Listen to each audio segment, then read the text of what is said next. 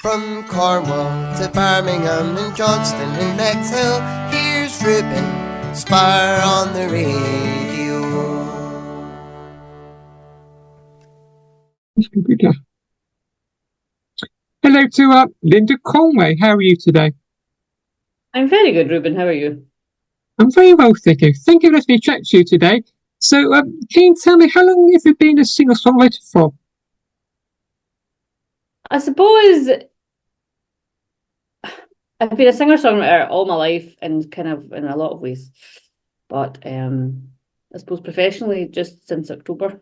But I have been doing it all my life. It's something that's always been there, and writing songs and just writing things like that has always kind of, I've hidden them in drawers and written them in books and things like that. So it's always been there, always been part of me, even though I've never really released any music until recently.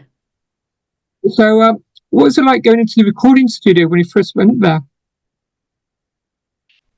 I always find the recording studio an interesting process, because you can write a song and do it acoustically, but then when you take it into a studio, it's like it can change a song in so many ways, and it's very interesting to see the process that the songs go through, because it could turn into something you never thought it would turn into. And then when I got the master back of my first single, it was very emotional, to say the least. It was quite a special moment. I actually cried when I got my master back, which I think most artists actually do that, because it's just, you can't believe what you're hearing through the speakers or through, because you think that's my song and that's going out. So yeah, it's quite an interesting process, I think. So, can you tell me more about your debut single called Strongest of Bonds? My debut single was probably one of the most personal songs you could ever start with as a debut single. My mother died when I was quite young. I was only 12. And I think something like that stays with you when you lose such a predominant figure in your life very young. And I wanted to release that I released it on the 20th of September, which is my mother's anniversary of her death. And I knew I wanted to write a song, so Daisy Chute helped me, kind of coached me out of it, coached the song out of me. And it was a song for me that was so personal, but I wanted to release it. One, to kind of remember my mother. Two, to make that day something that is going to be a bit different, because every time the 20th of September comes around now, it'll be the day that my debut single came out, which, it's just that for me, I suppose, is the biggest thing, and an achievement in itself.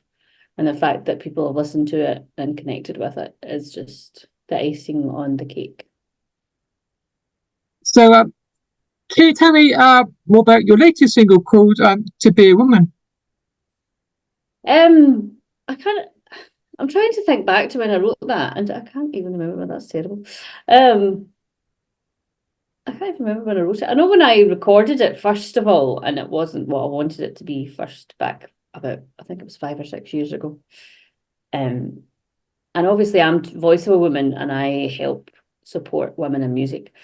So the track To Be a Woman is, I suppose sometimes it's hard to communicate with, I suppose I don't want to say single white males, but that's kind of like when you're communicating something to someone and they might hear something different, or they might not, like they might say, well, that means that, or that means that. So I think it's a piece of my heart just saying, look, I'm trying to say this. Can you please listen to me?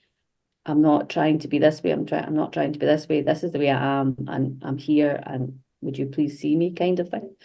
And sometimes, like, it's not, I don't want to be a preaching feminist or anything, but sometimes it can be hard for women to be heard and taken seriously.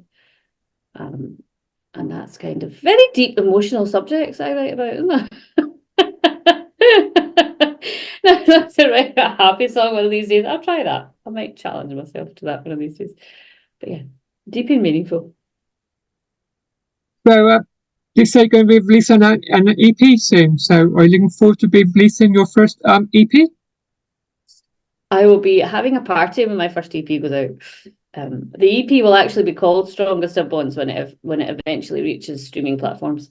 There's have 4 songs in total, so I might release another single. I'll see how it kind of pans out when the masters come back.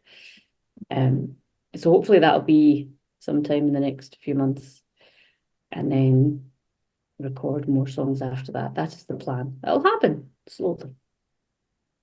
So, can you tell me more about Voice of a Woman? What's that all about? Voice of a Woman is, I suppose, it's got many layers. I love the female voice. I think there's just something, I suppose, being a woman, I kind of relate to the female voice, obviously, because you can relate to what they're going through and how they're feeling, and their stories that they have to tell. And I just wanted to give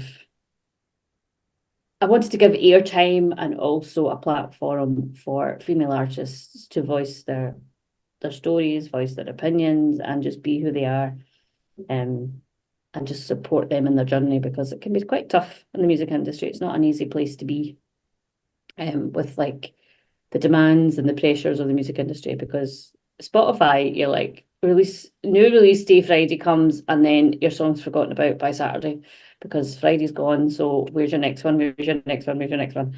So it's a fast-paced industry, and it can be really difficult. So I just wanted to be a place where I play their music, and I'll play their music all the time and support them as much as I can. So, was it like hosting live in the living room recently and playing there? I love live in the living room. It's like Christmas Day for me. There's so many artists and so much music, and I just love hosting. I just think it's just, and hosting with Kirsty Krause she's a little bombshell, and it was just great to kind of see all the artists and support them, and